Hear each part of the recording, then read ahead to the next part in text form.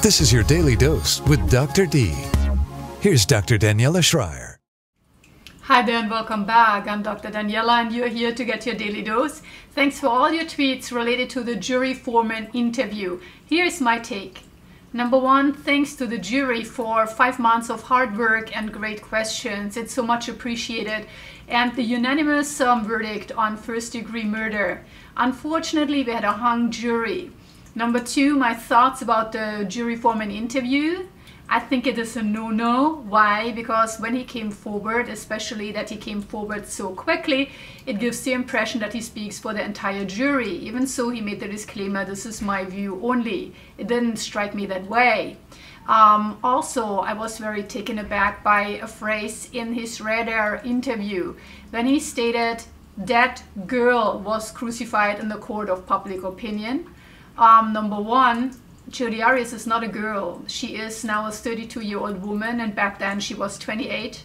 That is adult age. And number two, only within 24 hours after deliberation, you're coming back and says she was crucified in the court of public opinion. Something wrong here. This was a preformed opinion in my view. Why? If you're going online and you're on the TV, you see lots of Jodi Arias coverage.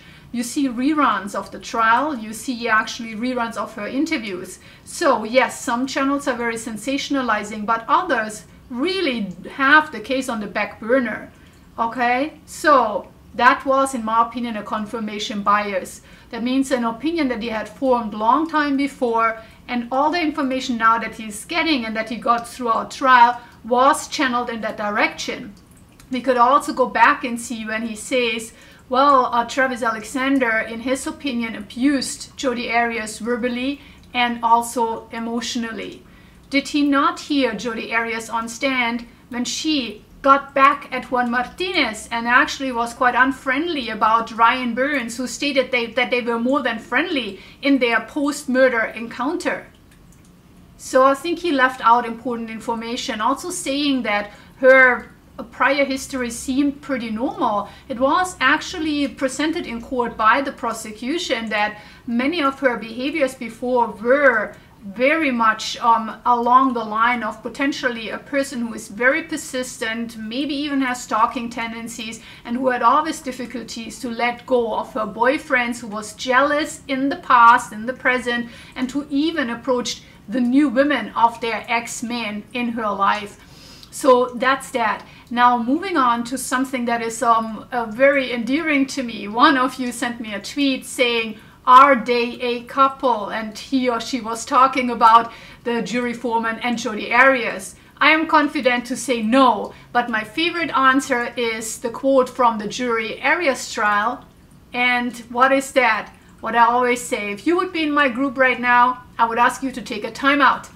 In closing, I wanted to cite my mother. She sent me an email after she heard about the verdict and basically the hung jury. Sorry for that. And she told me, Daniela, it seems in America, as in Germany, it is often the defendant that has more rights in court, and there is often nobody representing really the victim. So partially I agree with her that in most democracies, the defendants seem to have many more rights, or the rights of the defendant outweigh, unfortunately, the rights of the victims.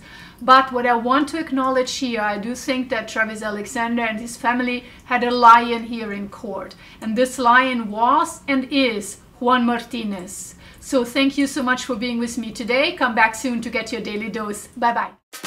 This has been your Daily Dose with Dr. D. For more, go to drdaniela.com. That's drdaniela.com.